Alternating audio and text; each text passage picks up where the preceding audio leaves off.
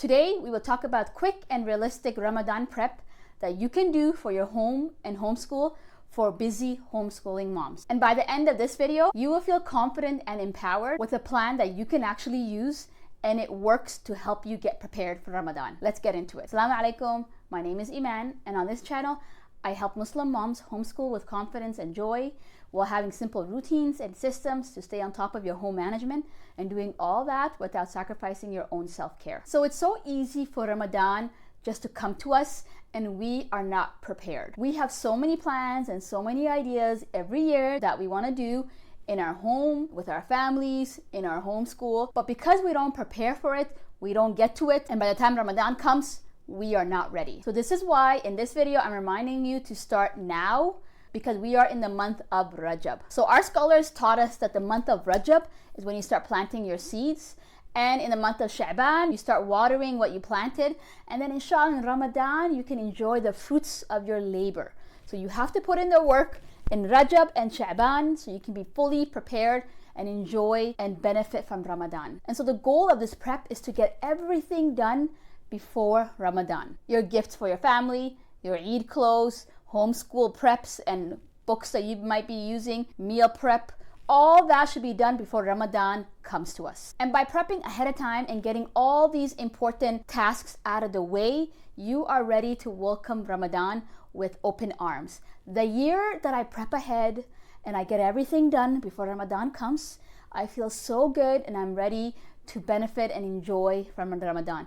Versus the years that I haven't done any of my Eid shopping, I haven't done any meal prep or even got my homeschool ready, I feel so chaotic and disorganized and I cannot enjoy Ramadan fully. So I'm just reminding you sisters the importance of prepping for Ramadan early in Rajab and Shaban. And so in this video, we are gonna break down things that you can do to prep your home and your homeschool. Simple strategies that you can do today to get your home ready, your family ready, and your homeschool ready for Ramadan. I'll give you different ideas and tips and advice, and you just take what works for you and your family and use that inshallah. Okay, we're gonna start with our home prep and then we're gonna do our homeschool prep. So prepping for your home, number one is decoration and cleaning. And so if you have decorations that you wanna buy, things that you need for your home, make sure you buy it now before Ramadan comes. And so for decorations, you have to think about what you need this year. Do you need any new decorations? Did anything break last year that you wanna replace? Just go through your stash of decoration and see what you have and see what you're gonna use. The other thing you can think about is how do you envision decorating your home this year? And I recommend keeping it simple because simplicity you will actually do. So just think about decorations that your family loves, your kids love, and make sure you have those decorations in your Ramadan decoration box. We want our decorations to be beautiful, meaningful, but also simple. You don't have to go all out for your kids to remember Ramadan and to remember Eid. So simplicity is the key. And I always reuse my Ramadan decoration year after year. I try not to buy anything new. And if I do buy something, it's probably like one item every year that I buy. And I add that to my Ramadan decoration. And now let's talk about cleaning. I want you to think about and write down what cleaning you want to get done before Ramadan comes. Do you want to do more deep cleaning? Do you want to clean maybe the outside of your house, your backyard, places that you just can't get to?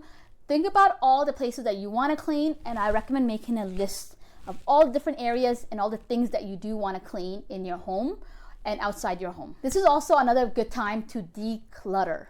I really recommend decluttering as much as you can before Ramadan starts, so you just have less things in your home that you have to deal with and organize. Okay, let's go into number two, which is prepping your gifts and Eid clothes. And so of course the gifts and the Eid clothes is the most exciting parts that our kids love. And I know my kids love their gifts and are always talking about their Eid gifts. And so I recommend buying your Eid gifts before Ramadan starts. Buying them and putting them in a safe place where your kids don't see them. And you don't have to wrap it before Ramadan starts. I actually wrap it during Ramadan, maybe a couple days before the last 10 nights start.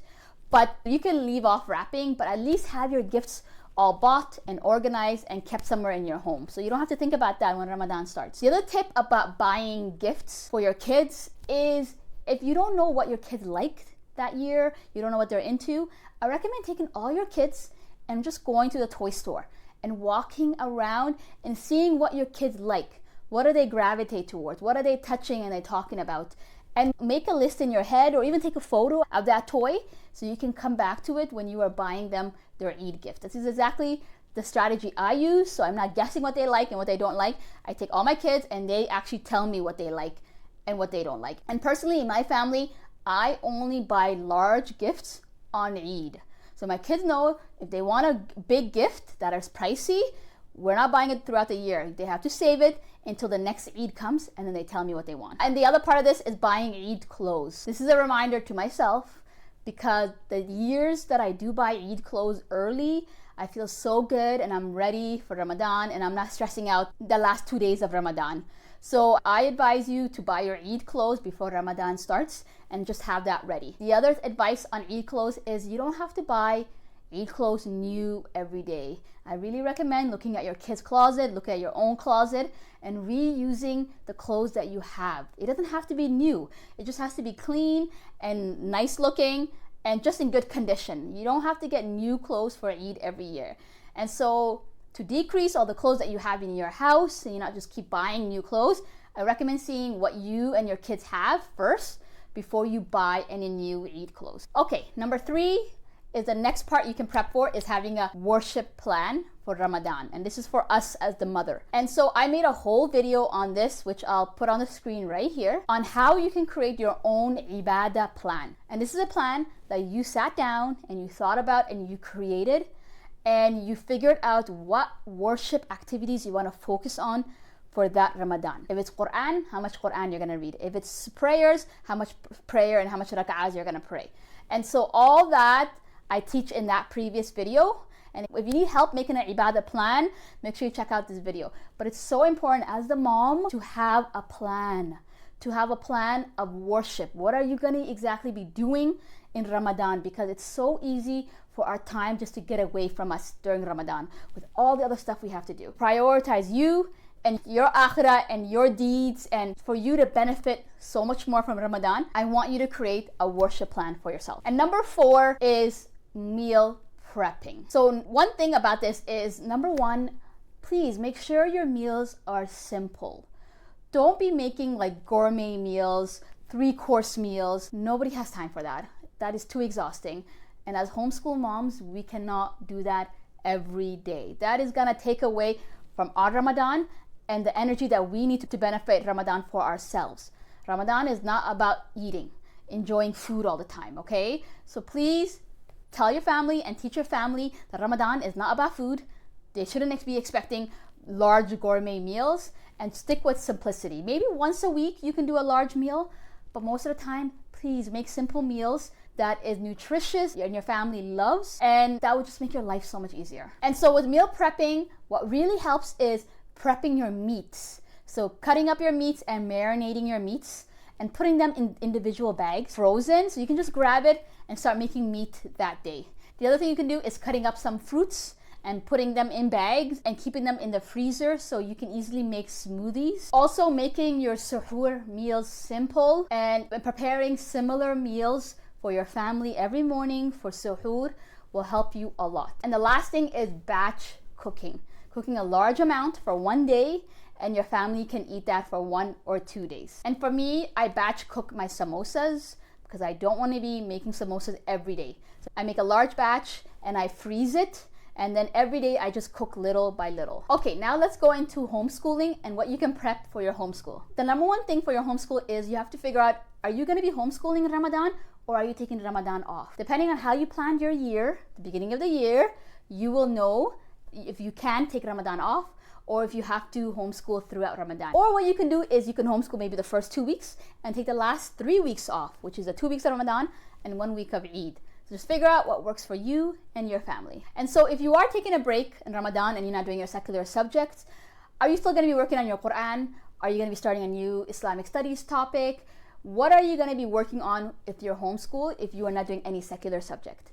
The other side of it is if you are homeschooling throughout most of Ramadan, which subjects will your kids continue to do? And just so you know, you don't have to do all the subjects in Ramadan.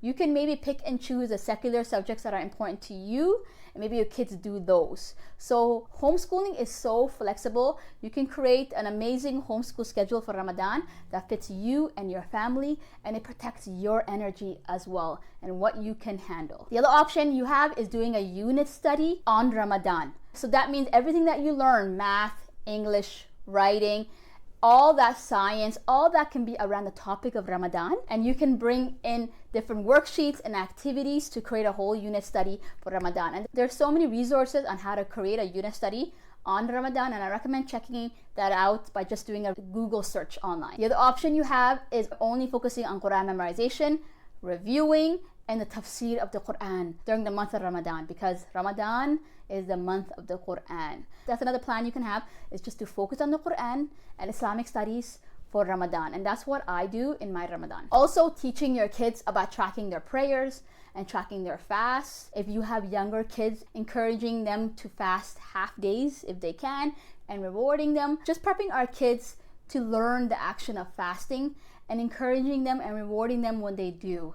And also helping them with their prayers, maybe reviewing prayer, what we say, what we do. All of these things can be done during your homeschool time during Ramadan. If you found value in this video, then you will love the next video on the screen, where you learn how to create a worship plan for yourself for Ramadan, so you can actually benefit from Ramadan and be productive. So if you're interested in that, make sure you check out the video on the screen right now.